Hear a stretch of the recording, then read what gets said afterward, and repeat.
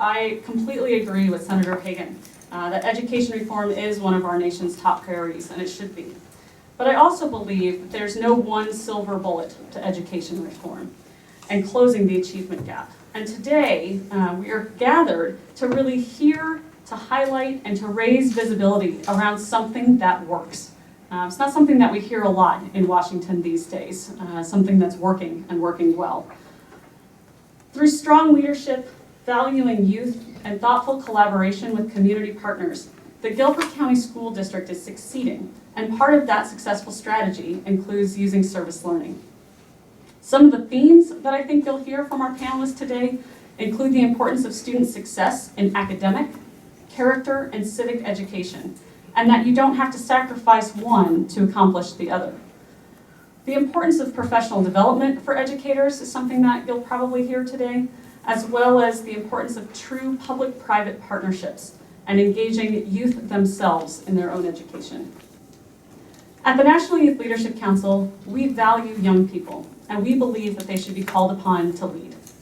This belief is the foundation of our organization, and it fuels our mission to create a more just, sustainable, and peaceful world with young people, their schools, and their communities. We decided to select a quote from Dr. Martin Luther King Jr. Intelligence plus character. That is the goal of true education. Intelligence plus character. That is the goal of true education.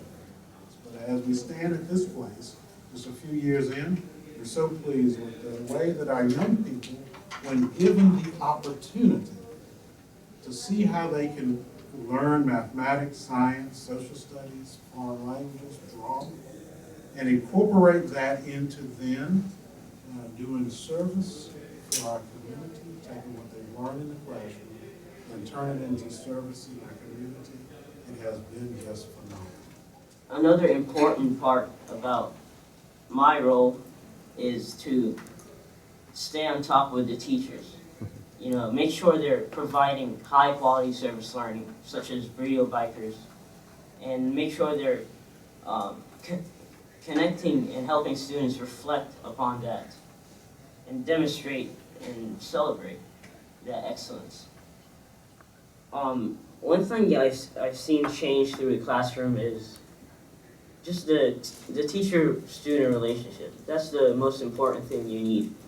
You know, most classrooms in my school, there are like 30 students, and you know, you don't really get to talk to your teacher and engage on a daily basis. You probably have like 6 courses in. You just go in and out. But service learning has allowed me to really get to meet my teachers personally. It is a tremendous dropout prevention strategy because it addresses student engagement. You know, many students that drop out of school, they don't drop out because they can't do the work. They drop out because they're absolutely bored to death. There's no relevance to what they're learning in their classrooms to their real life. And service learning helps to increase student engagement. This is something I feel that, you know, it is uniting our whole community. I don't think we'll ever have enough money to solve all the problems that we have, but we have the intellectual capital to work together to do it. And we are really taking, we are not only investing in the intellectual capital of our young people, but they're investing that intellectual capital into our communities, not when they graduate, but right now. Even in kindergarten, they're doing that. For many teachers, service learning is helping to reignite the passion that they have for teaching. You know, teachers tell us that they didn't become educators to teach kids to take tests. They became educators to help children to wonder, to ask why, and to creatively come up with solutions for problems. And service learning helps our teachers to ignite that creativity and wonder into our youth. When our state came out with the new teacher evaluation system, we were ecstatic to learn that service learning was listed as one of the strategies in which teachers are able to demonstrate that they are distinguished teachers. And so we were excited to see that our state had already recognized that as being an incredible instructional strategy. It was also great to see how students have changed their perception of students with disabilities to how they've really been aware and really got to learn information about alcohol and drugs with the SMART team. Service learning has really brought Weber Academy brought students together. We've been able to come together to work on different projects and really became one. While service learning brings learning to life and exposes students to new fields and professions, we can impact students when we also have robust career services to back these up.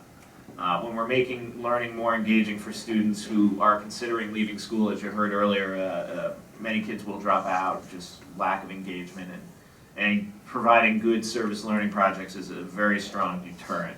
One of the unique ways that Guilford County has gone about implementing service learning is that they started district-wide from K to 12 at all schools within their district. One of the other areas where NYLC has been working with Guilford County is in training their service learning teen ambassadors, the student ambassadors. We've worked for a couple of years with them now, training the young people when they come together to teach them how to go back to their school and be those ambassadors. We have an online community called the Generator School Network, and this has been a way of helping teachers within their school buildings coordinate on programs and projects within their schools. The teachers can form groups and communicate with each other online. One of the reasons that civic learning and engagement is a priority at the Department of Education is because we know that service learning opportunities, like the ones that we've talked about today, can be are innovative and have the power and the capability to help lower the dropout rates and keep students of all ages, kindergarten through post-college graduate programs, interested and engaged and completing their education. He really emphasized the importance of service learning, and he shares concerns about it being, a side thing, and really emphasizes, the importance of it being a critical component of learning, and it should be something that is more integrated into the studies rather than being an after-school program, or it's naturally fits into the curriculum. What Guilford County under Mo's leadership has really done is to find success at a district-wide level. So really bringing this to scale, utilizing those public-private partnerships in a huge and meaningful way. And Julie, thanks for teeing me up. Service learning really does fit very naturally within education, as we've seen demonstrated here today, and as we know is happening in pockets all across the country and certainly across the world. Many of our counterparts in other countries fully embrace and have utilized service learning as a strategy for many, many years. So what we're trying to do and what we've been working on with some members' offices to refine this is to look for opportunities to amend the Elementary and Secondary Education Act, which is also known as No Child Left Behind.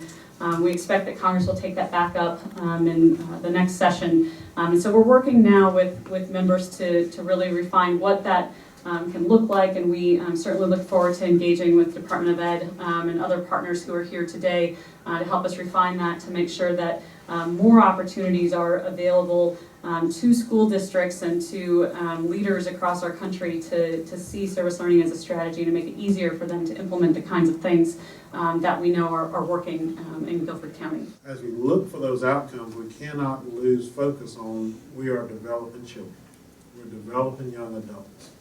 And so the policies need to be sure that they allow for educators and communities to do the type of work that doesn't sort of drive us to this narrow focus on the result. We allow for educators to do what they do, and that's to be great educators. Our parents, these are the very same parents who, when I arrived, were saying our students seem to be lost in some ways. Would come up to me and talk about how this has made such a tremendous difference in their child's lives. We hope that this helps to raise visibility for what can happen when young people are at the heart of their own education and when you have an entire community come together with strong leadership at the top for a district-wide strategy. Thank you so much for joining us today. Please give one more round of applause to the panel. Thank you all so much.